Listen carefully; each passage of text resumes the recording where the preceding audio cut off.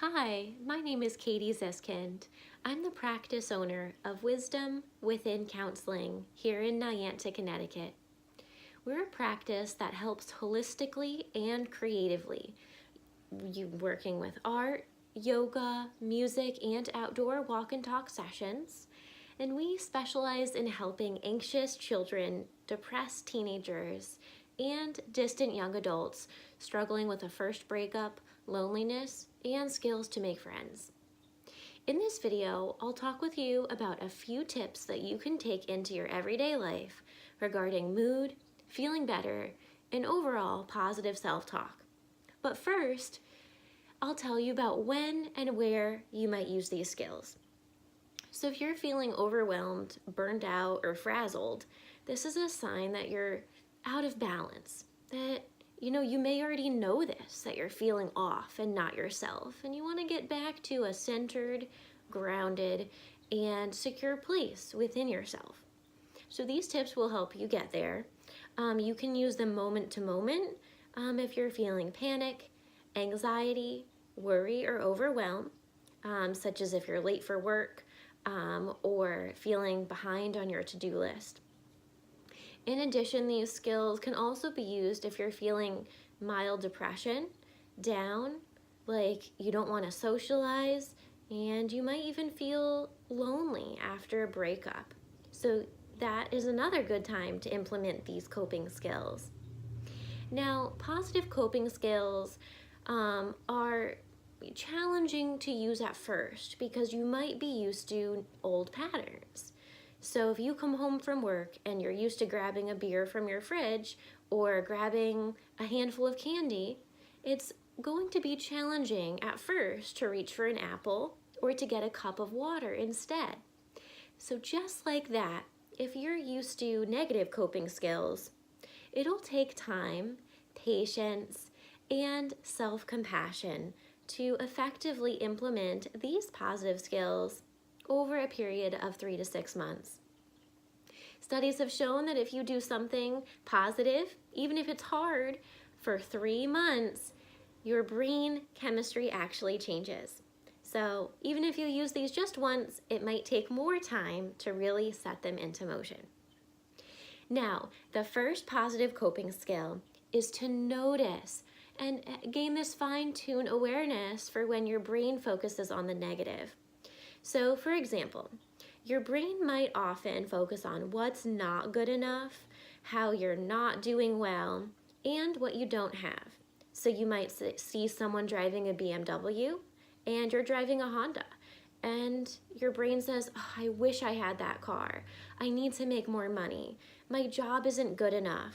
My car isn't good enough. So your brain starts to focus on the negative. And this is a great time to go in and say, well, actually, these are all the things I do have. And find 3 things you're grateful for and name 3 things that went well for you. So you have to choose to focus your brain on the positive, what's already going well for you. So you might say, I'm alive, I'm breathing, I have clothes on my body, I have a good job, I have a car that works, and I have eyes to see, to notice other cars driving down the road.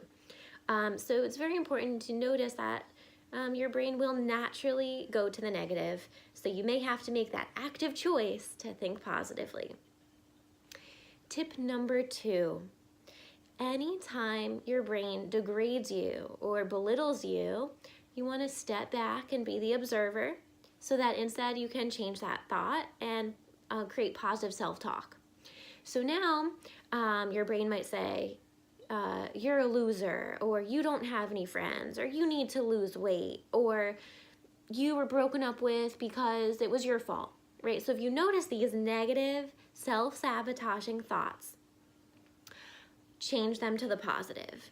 Actually, breakups happen to everyone, and usually it takes both people and accumulation of misunderstandings, and there's someone better out there for me.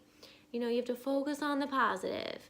If your brain says I'm not good enough, I am good enough just the way I am. Positive self-talk is a practice, but every time you notice a negative thought and rephrase it to a positive thought, You're changing your brain chemistry for healing, transformation, and overall boosting self-confidence. Last but not least, tip number 3.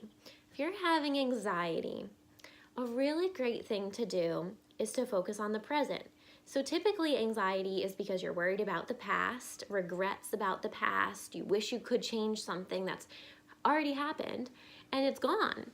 Or you're focused about anticipation of the future. So you're super excited about a big day tomorrow. You're, oh my goodness, so overwhelmed about these projects you have to do, these due dates.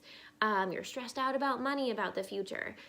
So it's past or future. So if you have anxiety, come right into the present moment. And one really great way to do that is by focusing on your breath. So guided meditations can really help with this, but we're going to do this together. So I want you to gently place your hands on your lungs here. And this is a remedy for anxiety, to promote relaxation, and even to help you sleep better at night. We're going to take 3 deep breaths together, and I want you to feel with your hands how your ribs expand, how your lungs expand, and how you really want to open up. Huge, huge breaths here. Inhale. Exhale. And take another big one. Inhale. Listen for the sound of your slow breath out. Now you can use breathing as a great way to present your mind and take back your personal power. Because if you give power to anxiety, it will take you over. Those were 3 great tips for handling negative emotions in positive ways. My name is Katie Ziskind. I am the practice owner of Wisdom Within Counseling in Niantic, Connecticut, where we're a team of therapists who help holistically and creatively using art, yoga, music, and outdoor walking sessions. We specialize in helping anxious children, depressed teenagers, and distant young adults struggling in healthy relationships. To read more about our practice, visit wisdomwithinct.com. To get started and get your sessions scheduled for holistic counseling for yourself or a loved one, call 860-451-9364. Have a wonderful day.